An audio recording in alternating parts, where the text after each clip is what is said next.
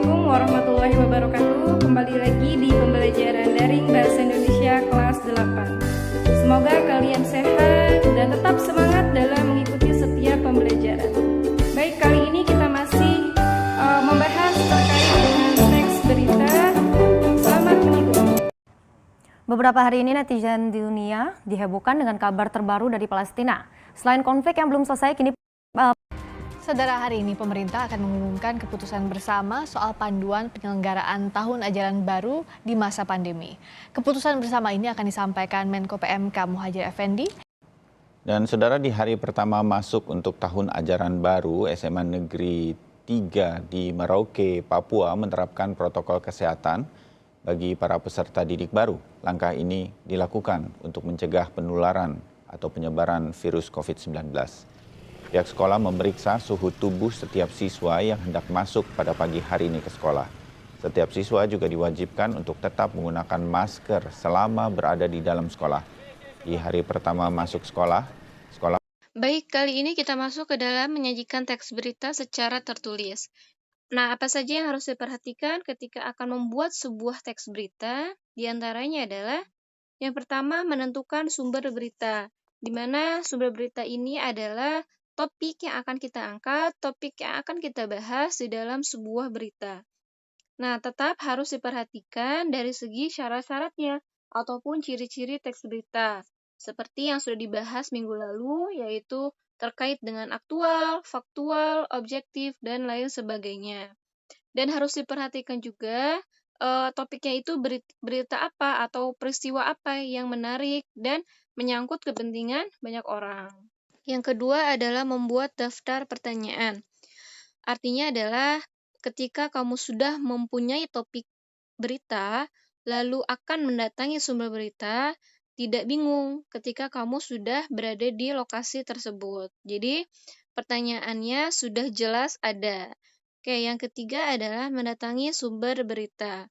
Nah, di sini mendatangi sumber berita yaitu artinya mengamati langsung, secara langsung, dan mewawancarai orang-orang yang berhubungan dengan peristiwa itu, peristiwa yang akan kamu angkat.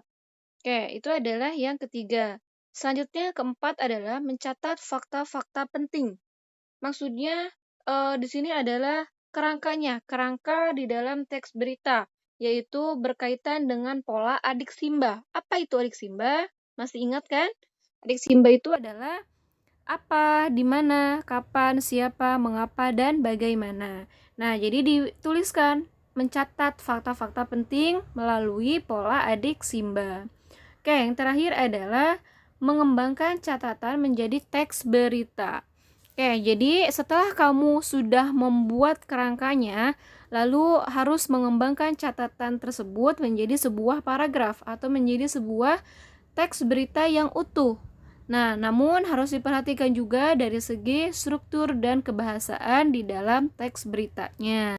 Baik, di sini terdapat contoh dari menyusun kerangka teks berita, yaitu terdapat pertanyaan dan kerangka. Yaitu apa peristiwa yang terjadi, pameran karya inovasi ilmiah sains dan teknologi tingkat SMP se-Provinsi Irian Jaya. Di mana peristiwa itu terjadi? Di Aula Kantor Depdiknas Provinsi Irian Jaya. Kapan peristiwa itu terjadi? Bertepatan dengan Hardiknas. Siapa sajakah yang terlibat peristiwa tersebut?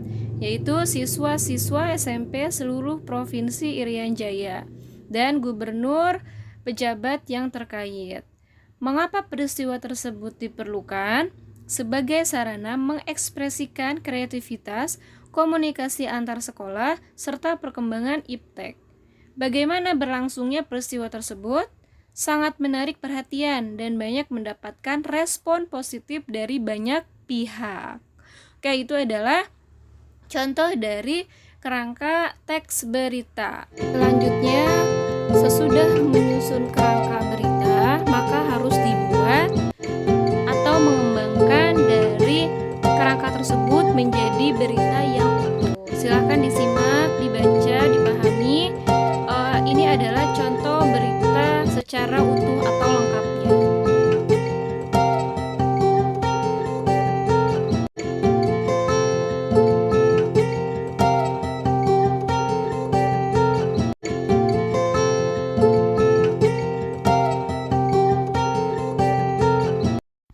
selanjutnya ketika kita sudah membuat teks berita secara tertulis, maka harus diperhatikan juga bagaimana cara menyampaikan berita secara lisan. Apa saja yang harus diperhatikan? Yang pertama adalah menyampaikan berita secara lengkap. Artinya, ketika kamu akan membacakan sebuah berita, maka tidak boleh ada yang dikurang-kurangi, tetapi harus tepat membacakannya dari awal sampai akhir sesuai dengan kenyataan atau faktanya.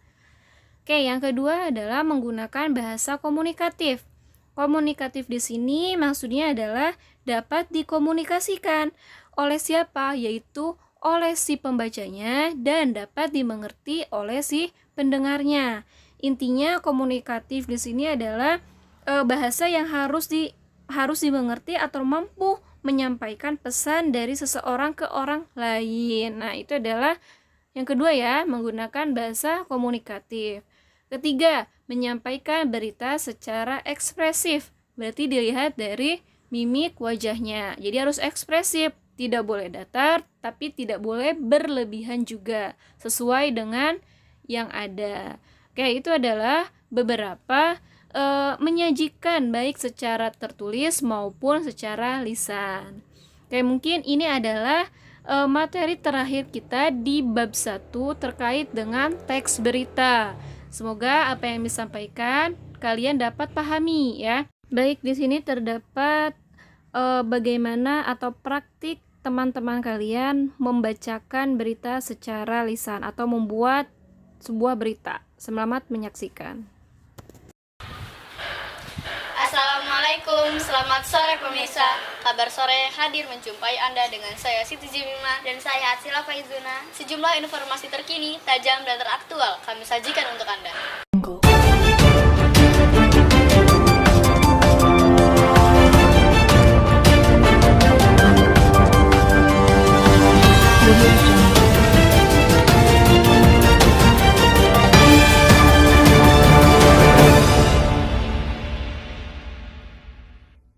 Buat kalian yang mau renovasi rumah, bisa langsung datang ke toko bangunan Dande.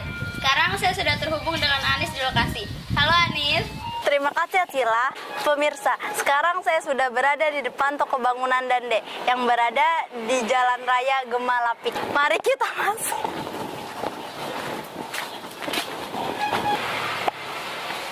Saya sudah bersama pemilik toko bangunan Dande. Kalau boleh tahu siapa nama Bapak? Nama saya Samsudin Evan. Boleh bertanya-tanya seputar toko bangunan Dande? Silakan. Sejak kapan toko Dande berdiri? Toko Dande ini berdiri sejak tahun 2013 yang lalu. Buka sampai jam berapa, Pak? Kami buka dari jam 7.30 pagi sampai dengan jam 4 sore setiap harinya. Buka di hari apa saja? Bukanya dari hari Senin sampai dengan hari Sabtu. Kalau hari Minggu kami libur, tanggal merah kami juga libur.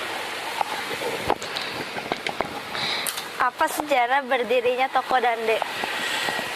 Toko Dande ini sejak berdirinya secara tidak sengaja. Jadi ada teman saya yang sudah menjalankan toko bangunan, tapi waktu beliau menjalankan kurang berhasil, sehingga tokonya ditawarkan